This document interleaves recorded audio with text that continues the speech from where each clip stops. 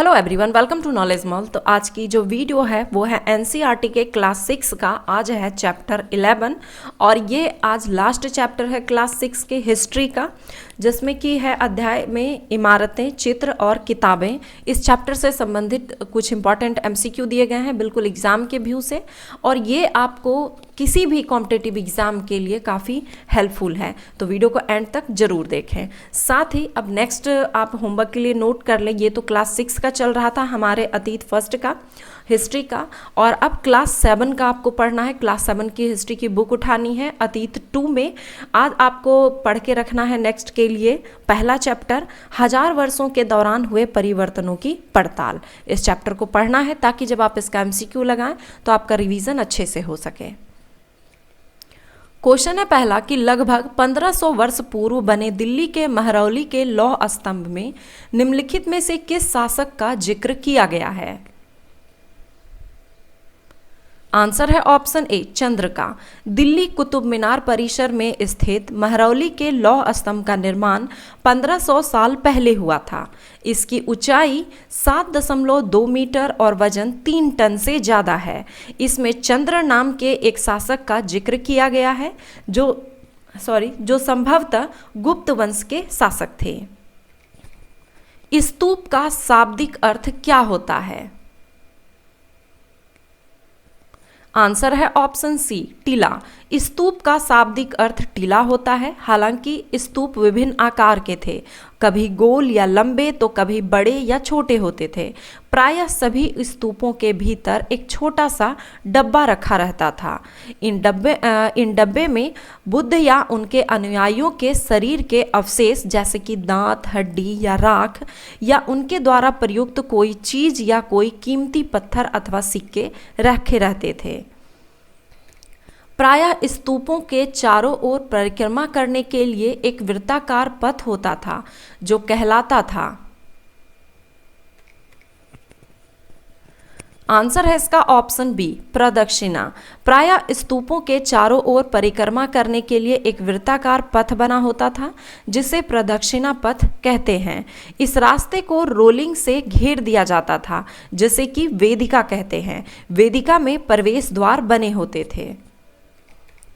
पूर्व मध्यकालीन आरंभिक हिंदू मंदिरों के संदर्भ में निम्नलिखित कथनों पर विचार करें और बताएं कि कौन सा कथन सत्य है। आंसर है ऑप्शन डी, 1, 2 और 3 तीनों ही कथन सत्य हैं कि मंदिरों में गर्भगृह होते थे जहां की मुख्य देवी या देवताओं की मूर्ति को रखा जाता था।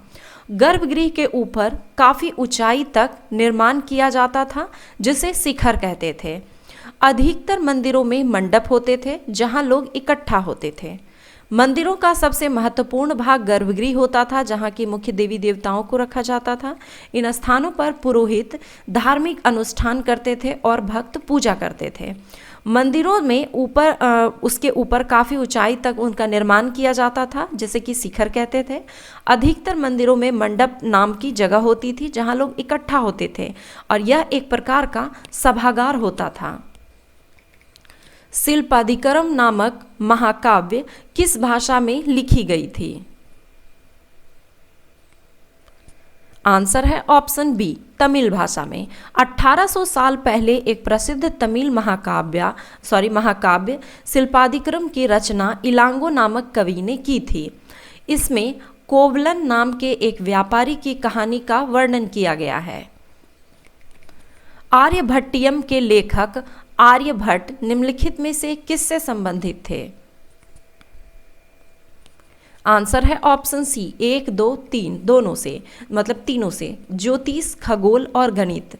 गणितज्ञ तथा खगोल शास्त्री आर्यभट्ट ने संस्कृत में आर्यभट्टियम नामक पुस्तक लिखी। यह एक महान ज्योतिषविद भी थे। इन्होंने अपनी पुस्तक में लिखा कि दिन और रात पृथ्वी के अपनी धुरी पर चक्कर काटने की वजह से होता है। उन्होंने ग्रहण के बारे में भी वैज्ञानिक तर्क दिए। उन्होंने वृत्त की परिधि को मापने की भी विधि ढूंढ निकाली जो लगभग उतनी ही सही है जितनी कि आज प्रयुक्त होने वाली विधि। निम्नलिखित में से कौन सा मिलान गलत है? आंसर है ऑप्शन बी। दिया गया है कि मणि मेखलई के रचनाकार इलांगो हैं। ये गलत है, क्योंकि मणि मेखलई भी एक तमिल महाकाव्य है और इसकी रचना सत्तनार द्वारा की गई है। इसमें कोवलन तथा माधवी की बेटी की कहानी है। बाकी के जो ऑप्शन है यहाँ पर सही है। आर्यभट्टियम के आर्यभट्ट ने, मेघदूत का कालिदास ने, या मेघदूतम भी इसे जानते हैं, शिल्पादिकरम की रचना इलांगो ने। महाकाव्य शिल्पादिकरम की रचना इलांगो नामक कवि ने किया था।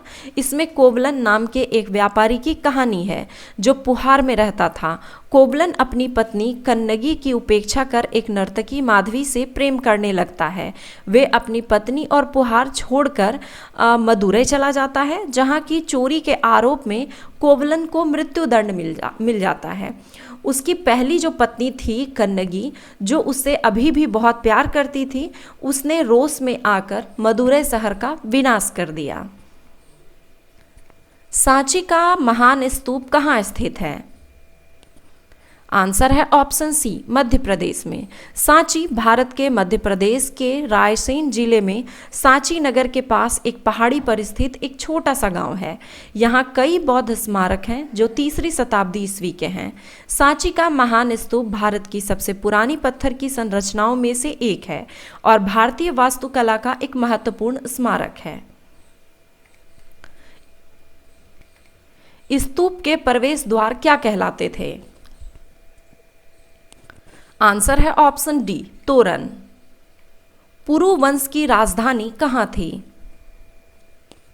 आंसर है ऑप्शन बी, हस्तिनापुर। कागज का आविष्कार चीन के निम्न व्यक्ति ने किया था? आंसर है ऑप्शन सी, काई लून ने। कागज का आविष्कार करीब 1900 साल पहले काई लून नाम के व्यक्ति ने चीन में किया था।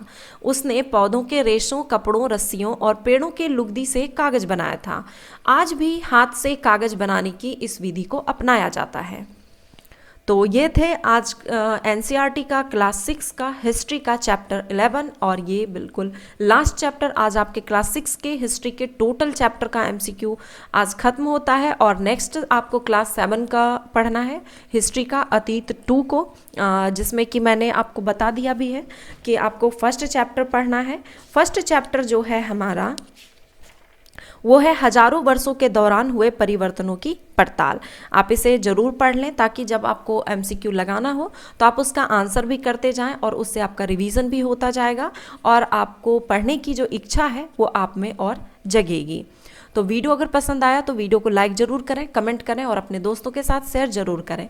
साथ ही अगर आप करंट अफेयर्स की वीडियो से जुड़ना चाहते हैं तो हमारे नए चैनल करंटपुर को जरूर सब्सक्राइब करें। लिंक आपको डिस्क्रिप्शन में मिल जाएगा, वहां आप डेली करंट अफेयर्स की वीडियो से अवगत हो सकते हैं। धन्यवाद।